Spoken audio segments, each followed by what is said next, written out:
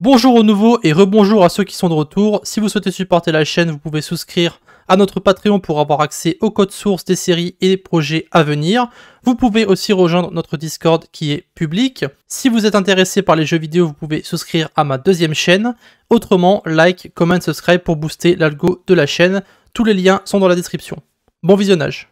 Et nous sommes repartis pour un nouvel épisode sur notre série concernant Node.js. Et aujourd'hui, nous allons voir comment faire les différentes opérations pour notre base de données. Nous allons faire create, read, update et delete ou le CRUD. Voilà, donc dans la vidéo précédente, on a vu comment créer notre base de données, notre projet, notre collection et comment rajouter des documents à l'intérieur. Donc concrètement, on a déjà vu comment créer des documents et nous allons maintenant voir comment les recréer, mais avec plus de données.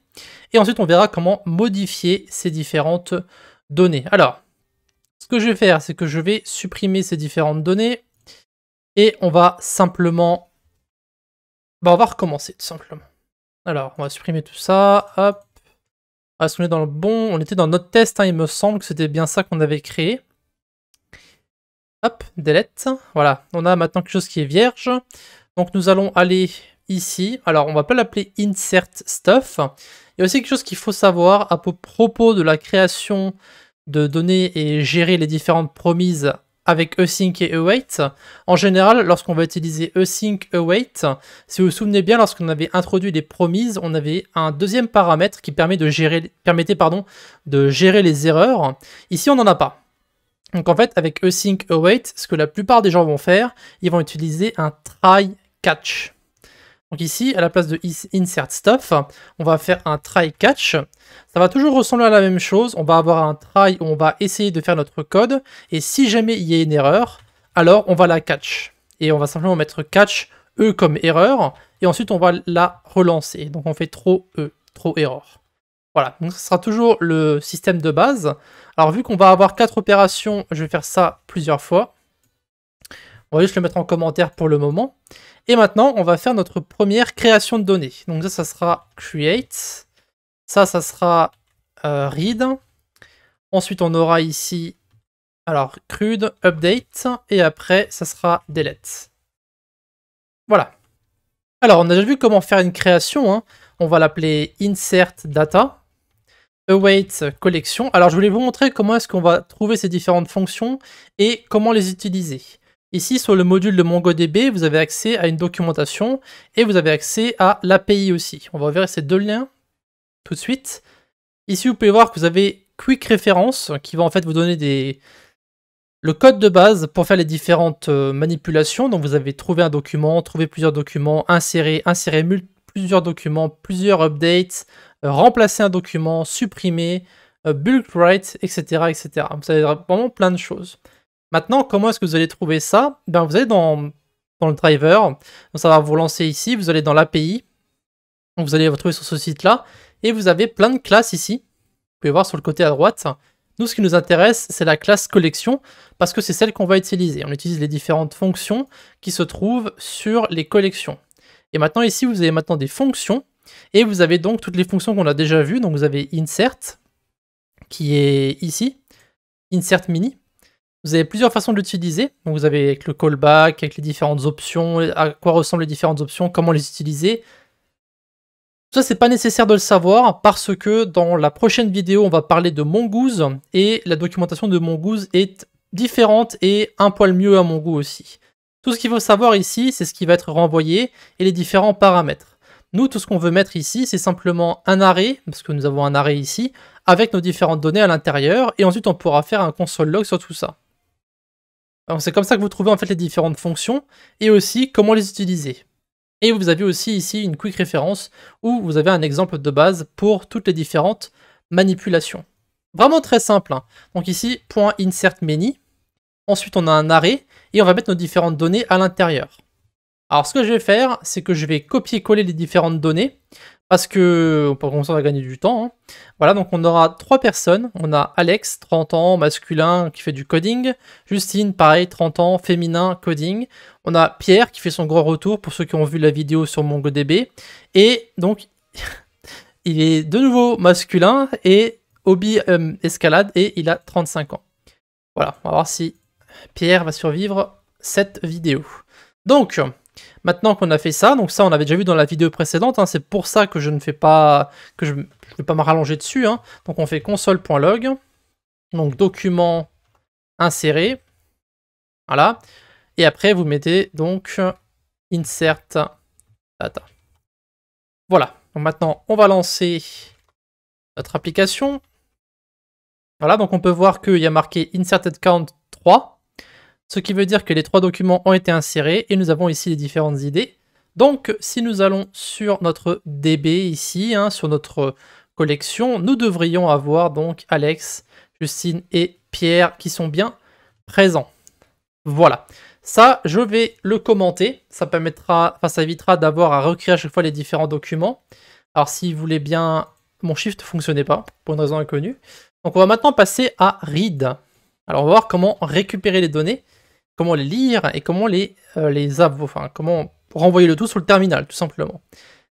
Alors on va voir les deux exemples, on va voir comment trouver un seul document et on va voir comment en trouver plusieurs.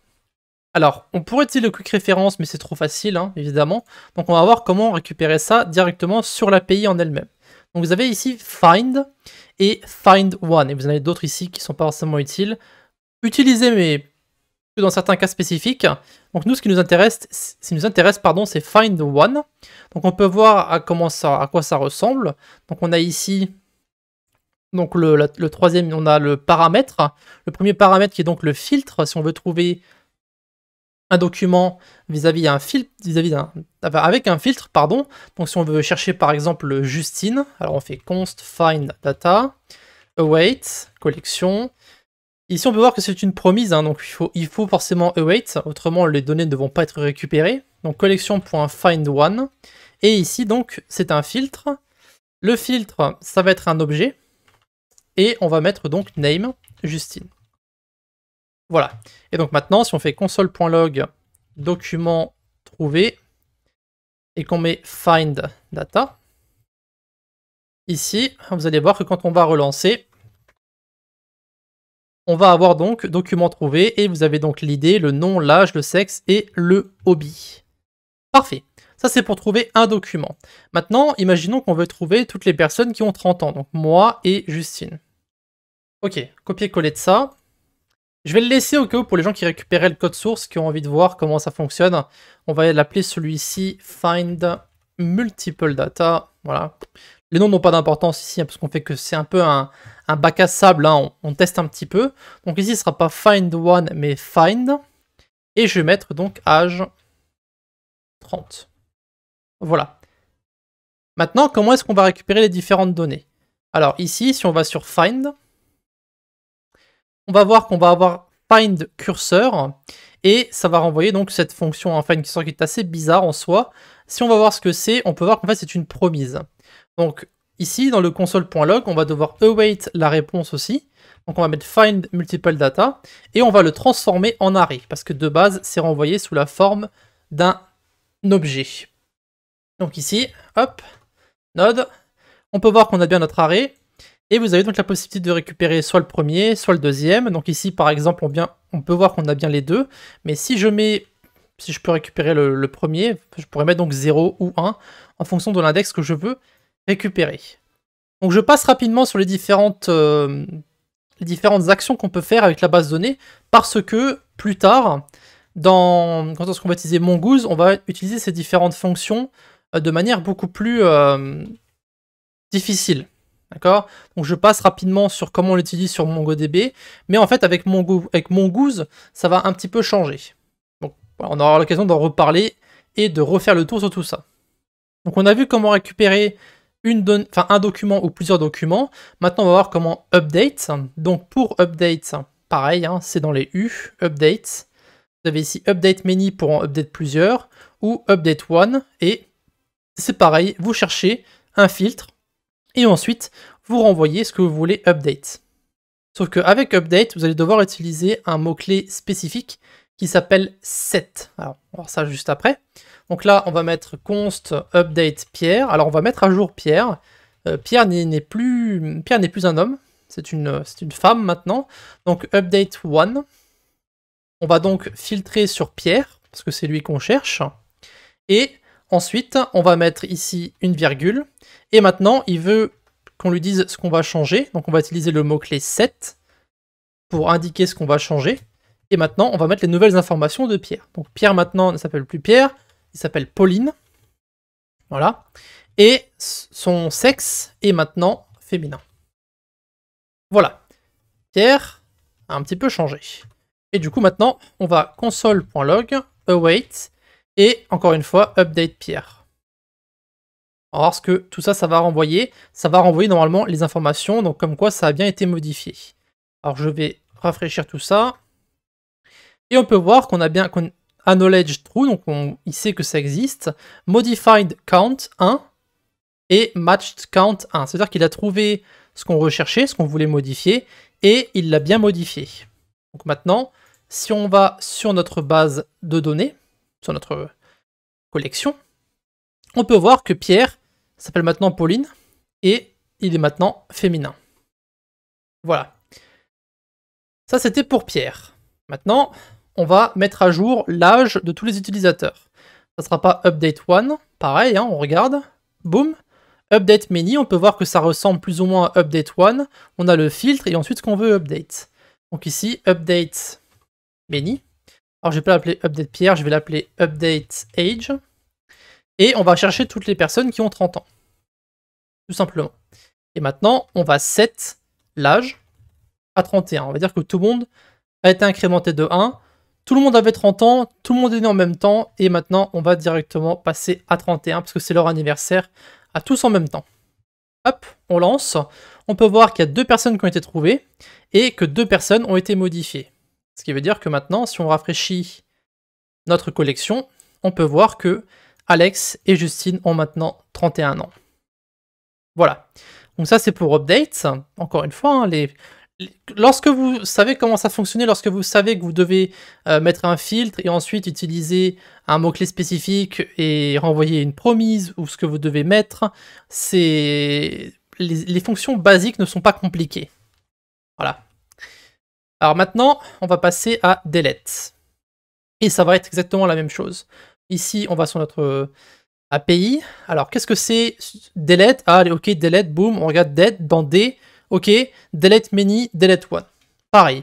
Ici, donc, maintenant, on va supprimer Pierre. Const delete Pierre. Donc, on va mettre await collection.delete one. Donc, on va chercher Pauline, parce que je rappelle que Pierre s'appelle Pauline maintenant. Et on va simplement faire un console.log de await delete Pierre. Voilà. Et du coup, maintenant, si on relance notre terminal, on peut voir acknowledge true, delete count 1. Maintenant, si on va sur notre collection, on va voir que si on rafraîchit, Pierre n'existe plus. Pierre a disparu. Et enfin, maintenant, on va copier-coller ça. On va mettre delete Pierre, on va mettre delete everyone. Voilà, tout le monde est supprimé maintenant. Donc delete everyone. Et ce ne sera pas delete one, mais delete many. Et on va classer en fonction de l'âge, donc 31 ans. Voilà. Et après, on va simplement mettre le console.log. Et du coup, maintenant, si on relance notre application, vous allez voir que nous avons acknowledge true. Donc tout ça, c'est bon. Et on a bien deleted count 2. Ce qui veut dire que si on rafraîchit notre collection, nous avons maintenant tout le monde qui a été supprimé. Et ça sera donc tout pour les différentes actions qu'on peut faire sur une base de données. Vous avez donc le fameux CRUD, hein. Nous avons vu créer, nous avons vu read pour récupérer les différentes informations, on a vu update pour mettre à jour, et enfin on a vu delete pour supprimer tout le monde.